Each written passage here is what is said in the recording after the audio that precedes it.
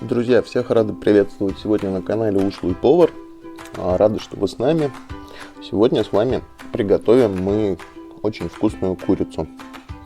Курицу будем использовать в филе, которое нарежем вот такими небольшими кусочками, чтобы было удобно и жарить, и кушать.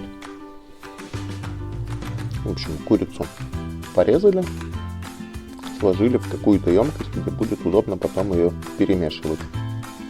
Дальше у нас, соответственно, идет чеснок.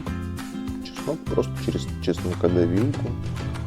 Мы используем чеснока довольно много. Потому что, во-первых, мы его любим, во-вторых, нам нравится этот запах. Остроты в этой курице практически никакой не будет, потому что потом все это будет жариться на сильном огне. Вся острота уйдет, останется только запах. Добавляем перец молотый. Не молотый, в смысле, а тот, который мы мерим прям мельницей перед тем, как добавить. Немножко обычного. Опять же, сразу оговорюсь, что это не даст никакой остроты, только аромат. Все это дальше нам нужно с вами посолить. И мариновать это все мы будем в майонезе. Мы используем легкий майонез, потому что он в любом случае будет достаточно жирный, хотя бы чтобы не чересчур. Дальше мы все это с вами должны как следует перемешать. Перемешиваем вот так вот активненько, долго, упорно, чтобы все ингредиенты равномерно распределились. Все это накрываем тарелочкой и убираем на пару часов в холодильник. Потом, когда приходит время ужина, мы разогреваем сковородку либо казан. Большое количество масла требуется. Сегодня мы делали в казане, просто чтобы все пожарить за один раз.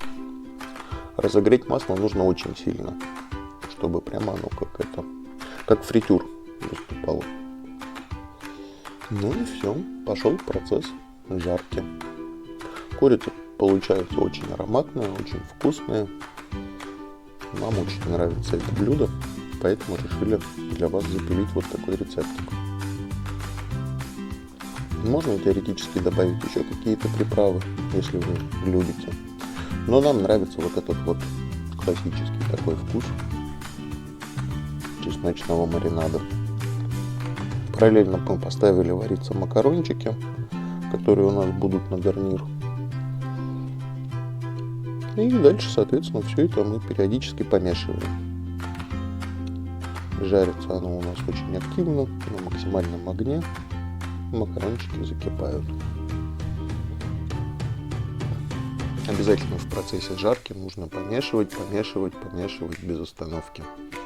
Не говорю, что мешать постоянно, но чтобы ничего не пригорало. Потому что все же, как ни крути, нижние части жарятся быстрее. А курица — это такое нежное мясо, диетическое, можно сказать. Поэтому прирумянивается оно очень быстро и может просто прилипнуть, пригореть и так далее. Здесь уже видно, как курица наша практически готова. Дальше все это вот так вот мы доводим до ума. Кусочки получились все подрумяненные, все приготовленные, очень вкусные. Поэтому рекомендуем вам этот рецепт. Можно готовить хоть каждый день, очень вкусно. Всем спасибо, кто досмотрел. Ставим палец вверх, делимся в соцсетях, пишем комментарии. Спасибо за просмотр, увидимся в будущем. Пока-пока.